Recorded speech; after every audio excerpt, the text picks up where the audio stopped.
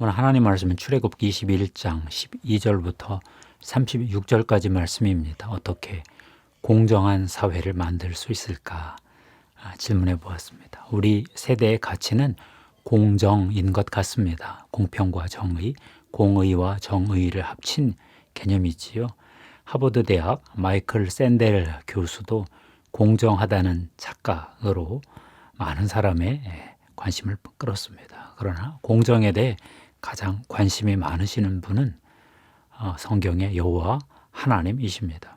하나님은 불의한 소돔과 고모라를 심판하러 가시면서 아브라함에게 들르셨습니다. 그리고 이렇게 말씀하셨지요. 내가 그로 그 자식과 권속에게 명하여 여호와의 도를 지켜 의와 공도를 행하게 하려고 그를 택하였나니 이는 나 여호와가 아브라함에게 대하여 말한 일을 이루려 함이니라. 창세기 18장 19절 말씀이죠. 여기서 의와 공도가 바로 공의와 정의입니다. 하나님이 장차 아브라함의 후손으로 공의와 정의가 물같이 흐르는 나라를 만들겠다 하는 의지를 피력하신 것이지요. 한 500년이 지나서 하나님은 이스라엘 백성을 애굽의 압제에서 해방시키시고 시내산으로 인도하시고 언약을 맺으셨습니다. 언약의 내용은 십계명과 언약서입니다. 출애굽기 24장 7절에 언약서 얘기가 나옵니다. 모세가 언약서를 가져다가 백성에게 낭독하여 듣게 하니 그들이 이르되 여호와의 모든 말씀을 우리가 준행하리이다. 24장 7절 말씀이죠. 오늘 언약서의 본문을 보면 하나님이 세우신 의의 기준이 위반되었을 때 이렇게 교정하고 회복하라 요구하셨습니다. 공정한 판결을 요구하신 건데요. 출애굽기 21장 1절에 이런 말씀이 있습니다. 내가 백성 앞에 세울 법규는 이러하니라. 이 법규가 판례법, 판결법이거든요. 장차 이스라엘에서 하나님의 의의 올바른 기준이 무너져 분쟁이 생겼을 때 이렇게 판결을 하라. 그래서 하나님의 의를 회복하라 하는 뜻입니다. 하나님은 왜 공정한 판결을 요구하셨을까요? 하나님이 성품상 의로운 분이시기 때문이지요. 하나님은 우선 사랑의 하나님이십니다. 서로 사랑하시는 삼위일체 하나님이 당신들이 나누시는 사랑으로 세상을 창조하셨습니다. 하나님은 사랑만 많으신 분이 아닙니다. 또한 의로운 분이십니다. 올바른 분이시지요. 기준이 있습니다. 공의로운 하나님은 올바른 세상, 하나님의 기준으로 움직이는 세상을 창조하기를 원하셨습니다. 자연은 그렇게 창조하실 수 있었습니다. 인간 세계도 의로운 세계가 되기를 바랬지만 좀 복잡했습니다. 그래서 하나님은 아브라함을 부르실 때부터 의와 공도라는 여호와의 도가 실현되는 사회를 꿈꾸셨지요. 그리고 오늘 이스라엘을 애굽에서 불러내어 시내산으로 인도하고 공정한 판결법, 미슈파트 판결법을 주신 것입니다. 장차 이스라엘이 가나안 땅에 들어갔을 때 하나님의 의의 기준이 무너져 사람들 사이에 분쟁이 일어나면 이렇게 판결해라 하는 뜻입니다. 그러면 어떻게 이스라엘은 공정한 사회를 만들 수 있었을까요? 오늘 언약서 말씀은 사람의 생명과 몸과 재산을 보호할 때 공정한 사회를 만들 수 있다. 이렇게 말씀하십니다. 오늘 21장 언약서 본문은 사람의 생명, 몸의 상해, 재산 손해의 문제를 다루고 있습니다. 첫 번째, 사람의 생명을 가장 귀하게 여기고 사람의 생명을 보호하기 위해서 사람을 죽인 자는 사형시켜라 이렇게 말씀하셨죠. 12절 말씀, 사람을 쳐 죽인 자는 반드시 죽일 것이나 했지요. 20절을 보면 종을 죽인 자도 처형하라 했습니다. 사람이 매로 그 남종이나 여종을 쳐서 당장에 죽으면 반드시 형벌을 받으려니와 했습니다. 왜 인간의 생명을 보호해야 할까요? 바로 인간이 하나님의 형상으로 지음받았기 때문이지요. 창세기 9장 6절을 보면 이런 말씀이 있습니다. 다른 사람의 피를 흘리면 그 사람의 피도 흘릴 것이니 이는 하나님이 자기 형상대로 사람을 지으셨음이니라. 했습니다. 고의적으로 살인한 경우가 아닌 우발적 살인자는 죽이지 말라 하셨습니다. 13절에서요. 사람을 납치한 사람은 사형시켜라 했습니다. 16절. 사람을 도둑질한 것은 재물을 도둑질한 것과는 차원이 다르다는 뜻이겠지요. 다른 사람의 소가 사람을 죽인 경우 그 소는 죽여도 소의 주인은 죽이지 말라 했습니다. 28절에서요. 다들 사람의 생명을 보호하기 위한 법입니다. 둘째, 사람의 몸을 소중히 여기고 몸에 상해, 상처를 입혔을 때는 형벌보다는 손해배상을 시켜라 하십니다. 오늘 18절, 19절 말씀에 그런 말씀이 있습니다. 사람이 서로 싸우다가 하나가 돌이나 주먹으로 그의 상대방을 쳤으나 그가 죽지 않고 자리에 누웠다가 지팡이를 짚고 일어나 걸으면 그를 친 자가 형벌은 면하되 그간의 손해를 배상하고 그가 완치되게 할 것이니라. 이렇게 말씀하셨습니다.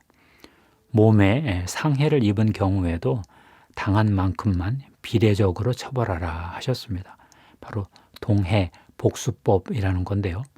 23장부터 25절까지를 보면 이렇습니다. 그러나 다른 해가 있으면 갑되, 생명은 생명으로, 눈은 눈으로, 이는 이로, 손은 손으로, 발은 발로, 된 것은 된 것으로, 상하게 한 것은 상함으로, 때린 것은 때림으로 갚을지니라. 고대 사회에서는 마을 단위로, 가족 단위로 이런 처벌법을 집행했다 하더라고요. 세 번째, 다른 사람의 재산을 보호하고 손해를 끼쳤을 때는 적정한 배상만을 요구하라 하십니다. 지나친 배상을 요구하지 말라는 거죠. 33절, 34절을 보면 구덩이를 관리하지 못하여 소가 빠져 죽은 경우 소의 임자에게 보상하라 하십니다. 사람이 구덩이를 열어두거나 구덩이를 파고 덮지 아니하므로 소나 나귀가 거기에 빠지면 그 구덩이 주인이 잘 보상하여 짐승의 임자에게 돈을 줄 것이요 죽은 것은 그가 차지할 것이니라 했습니다. 35절을 보면 두 마리 소가 서로 싸우다가 한 마리가 죽으면 살아있는 소를 팔아서 반값을 주어 보상하라, 이런 자상한 말씀도 있습니다. 이 사람의 소가 저 사람의 소를 받아 죽이면 살아있는 소를 팔아 그 값을 반으로 나누고 또한 죽은 것도 반으로 나누려니와. 농경사회니까 이런 상황이 예상이 되는 것 같습니다. 36절을 보면 소의 그 주인이 과실이 있으면 소값 전부를 배상하라, 또 그러네요. 소가 본래 받는 버릇이 있는 줄을 알고도 그 임자가 단속하지 아니하였으면 그는 소로 소를 갚을 것이요 죽은 것은 그가 차지할지니라. 공정하게 책임을 묻고 적정하게 배상시켜라 하는 뜻입니다. 하나님의 의의 기준을 회복하는 원칙들을 보았습니다. 판결법인데요. 이런 묵상이 떠오릅니다. 인간 사이에 의의 기준이 무너졌을 때는 말씀대로 처벌하거나 배상하면 됩니다. 그런데 인간과 하나님 사이에 의의 기준이 무너져 처벌과 배상이 이루어지려면 어떻게 해야 하나요? 하나님이 인간에게 처벌과 배상을 요구하시면 인간 중에 살아남을 자가 없습니다.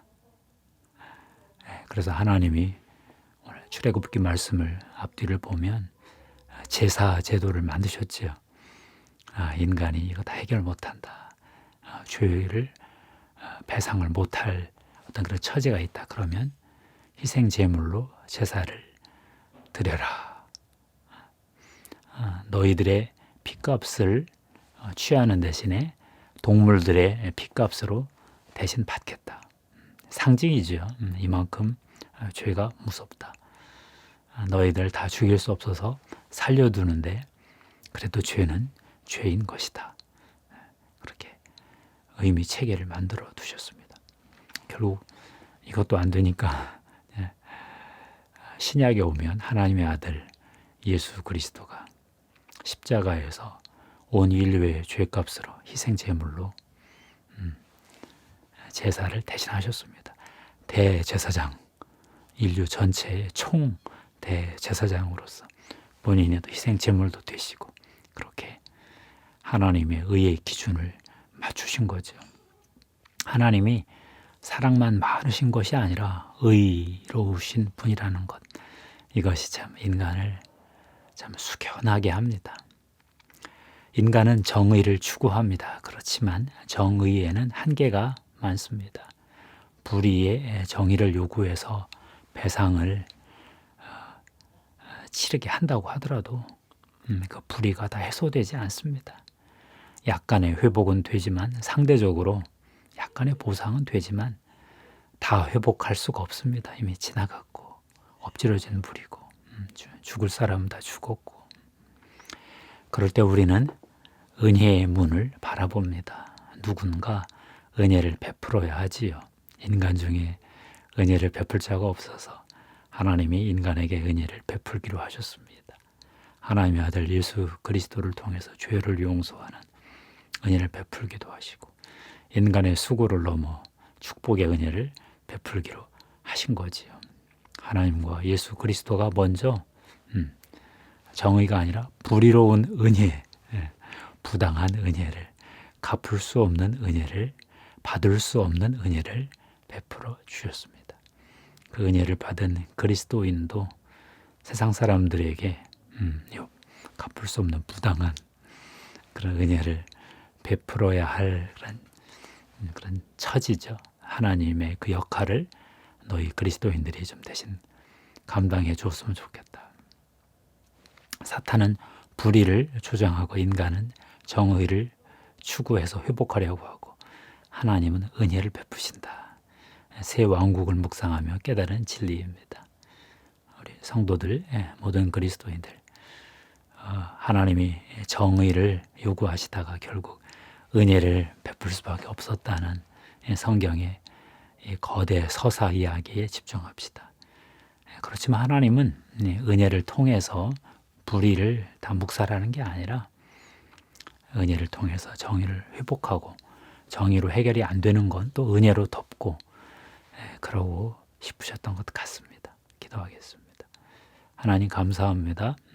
이스라엘 백성들에게 공의로운 공정한 사회를 요구하셨습니다. 그게 안 되니까 또 하나님이 또 은혜를 베풀어 주셔서 은혜를 받은 자들로 하여금 정의를 추구하도록 또 자비를 베풀도록 유도하셨습니다. 예수 그리스도의 십자가를 아는 저희가 이 땅에서 냉정한 정의를 넘어 부당한 과도한 그런 은혜를 베풀 수 있는 자들 되도록 축복하옵소서. 우리 구주 예수님의 이름으로 기도하옵나이다. 아멘.